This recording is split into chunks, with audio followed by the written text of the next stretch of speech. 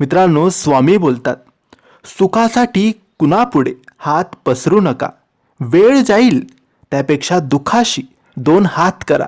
चांगली वेळ निश्चित येईल. माझा हा निवांत क्षण नसून तुझ्या कर्मावर मी नजर ठेवून आहे. वर्तमानात असताना नामात राहा. तू स्वतः निस्वार्थ कर्माचा रोप लाव.